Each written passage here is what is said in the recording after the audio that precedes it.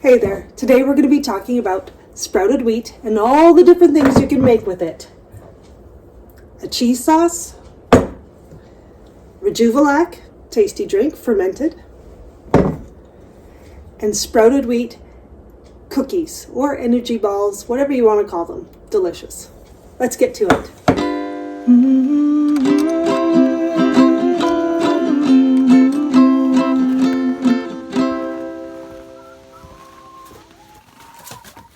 Hey there, so I've been sprouting some wheat.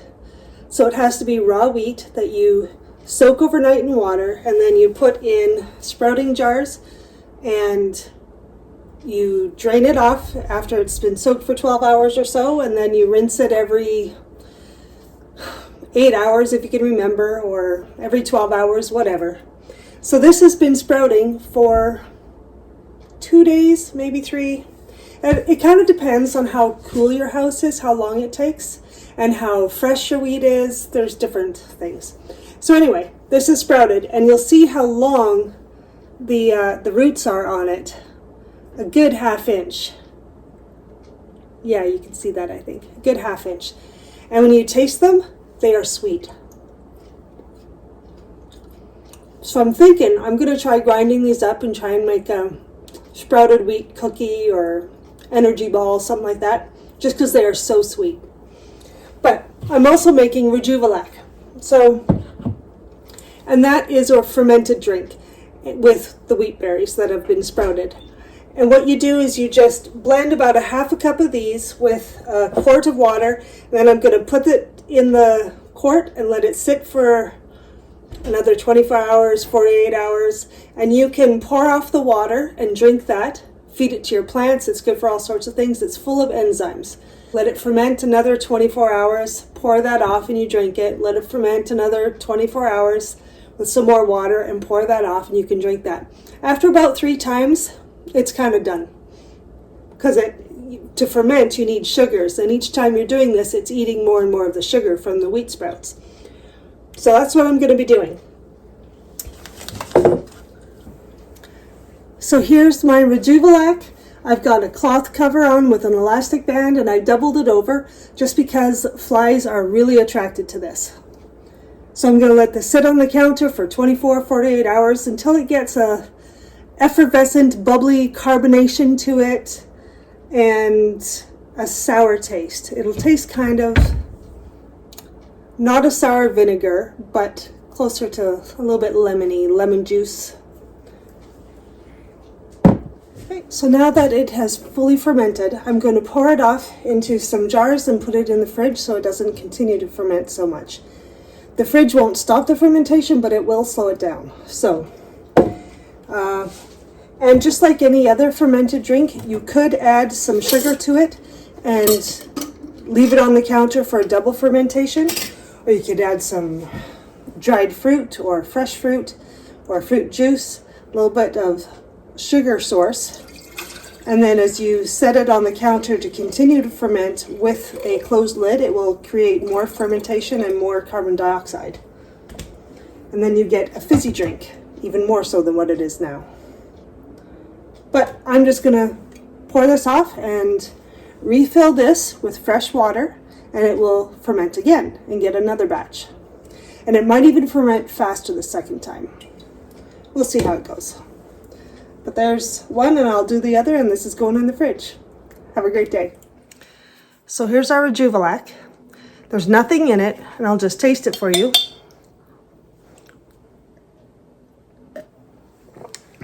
It tastes a little bit like lemon juice and also a little bit like pickle juice. It's got a nice fermented taste and a little bit sour and a little bit sweet. So, and I've only got about a cup in here because it's a fermented product and I'm not very used to drinking it. I am used to having fermented things, like I've been eating sauerkraut and yogurt, obviously, is a fermented product. Sorry, it's not obvious that I've been eating it, but, and also fermented Swiss chard stems. So I'm not completely new to it, but it is a fermented product, so I'm just going to go slow. I'm not going to eat drink like whole 2 cups in one sitting. That might be pretty bad in my internal functioning. So I'm just going to add a little bit of salt to it. Try and get a little bit of good minerals and electrolytes. And by minerals, I'm going to be using, this is either, it looks like Himalayan pink salt, or else it's Redmond salt, but I don't think it's Redmond's. It doesn't have as many browns or specks in it as Redmond would. And then, just to sweeten it up a little, I'm going to add just a little bit of maple syrup.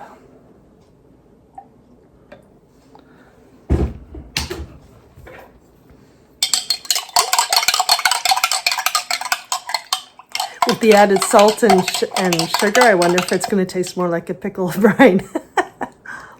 We'll see.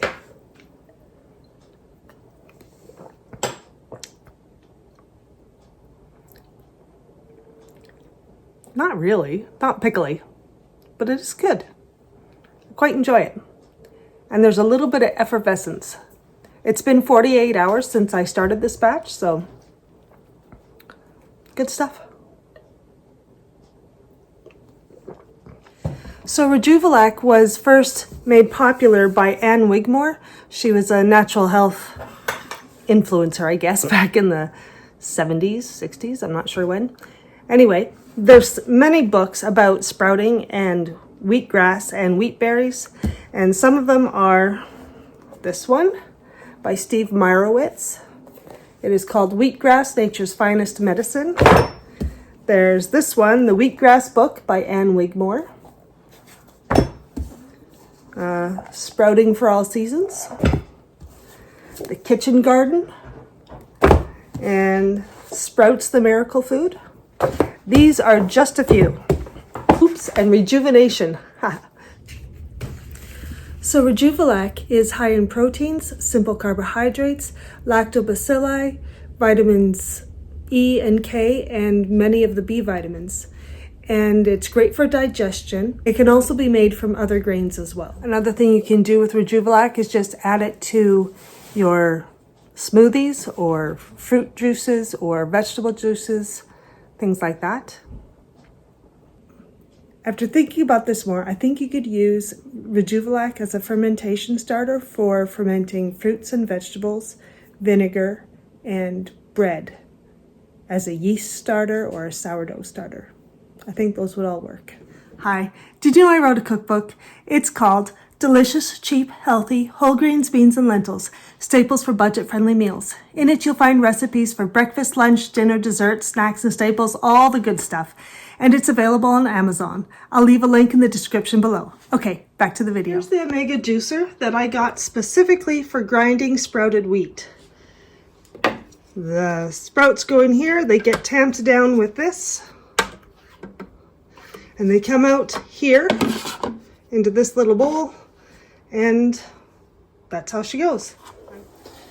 So here is our ground wheat, and I also ground up a handful of raisins. I didn't soak them or anything. They were wet enough from the bag, or moist enough from the store-bought raisin bag, that they can just go straight in like that. Then I'm going to add a little bit of vanilla.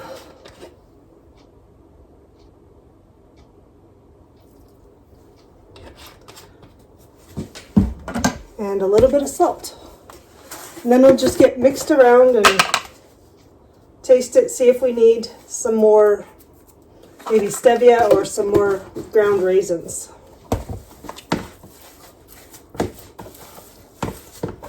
You could add cinnamon or nutmeg or any other spices you like. Cocoa. Cocoa would be good. This wheat tasted so sweet to me that I just thought, ooh, we should try a little homemade wheat balls. See what happens. So it's pretty mushy, but you can roll it into a ball.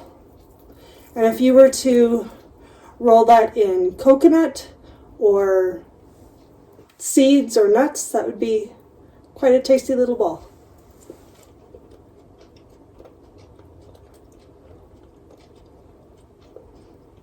I like that.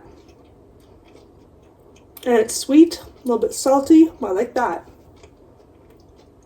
Could use a tad more sweetness. So just one more handful of raisins.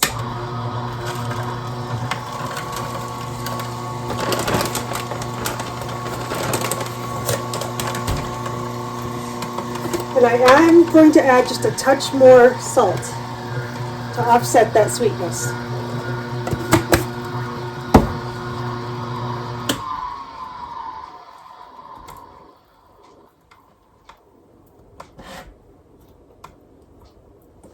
But before I mix this in, I'm going to wash the grinder or the juicer because the wheat sticks on there so badly.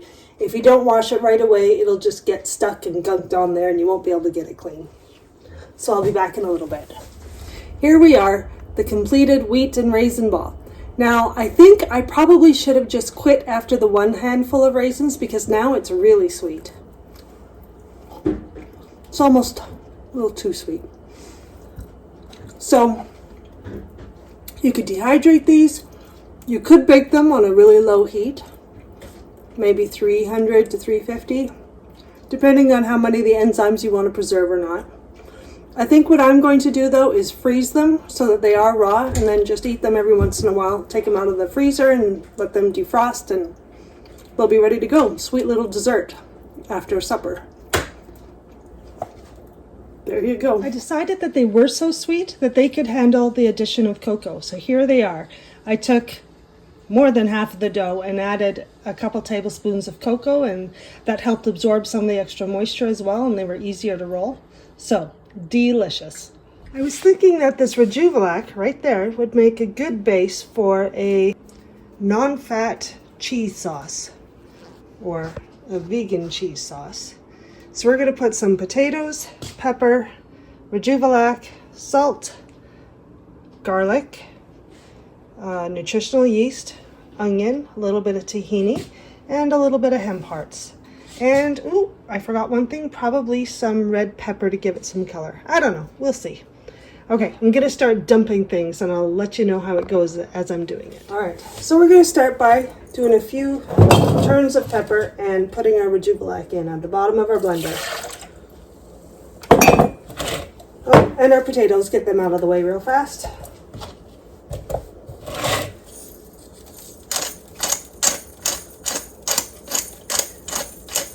Don't know if you know this by now, but I don't follow recipes. How limiting! I figure that once you know the principle, you can pretty well do what you want. Alright, a little bit of red pepper. This is dried, so it's actually going to be a lot more than that. So I've got a tablespoon here. That's probably a quarter of a cup when it's fresh.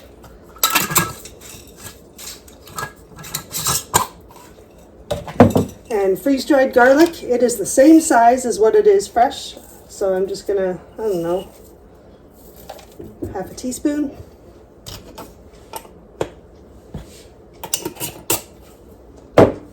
Let's do a big dollop of salt. Probably, that's 1 tablespoon, 2 tablespoons. Let's do 3. Who knows? If it's not enough, I'll add more. I highly doubt it won't be too much. I highly doubt that it'll be too much. And let's do probably a tablespoon of the hemp hearts.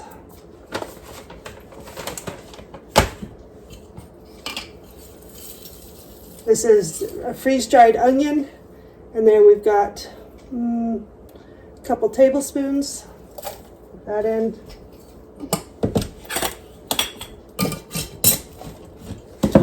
And then we need a little bit of tahini.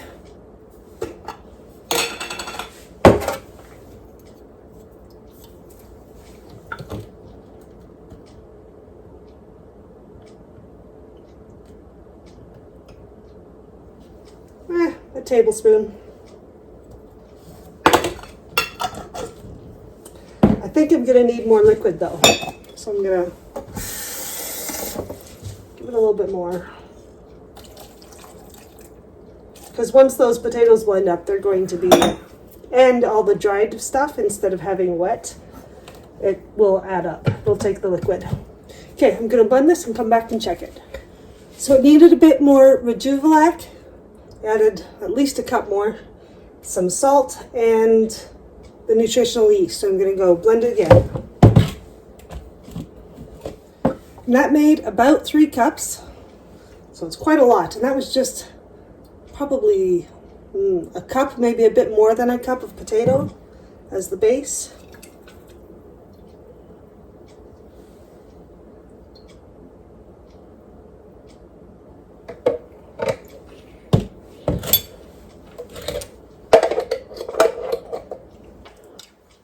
It's pretty mild. I think it could use, yeah, it's good. It is pretty good. I think I'll be putting this on my potatoes tonight. All right, hope that gives you another idea of what to do with rejuvelac. It's pretty versatile, great substitute for vinegar, lemon juice. And you can make it into a sauce. Please like, comment, subscribe, share, help a girl out. Thanks.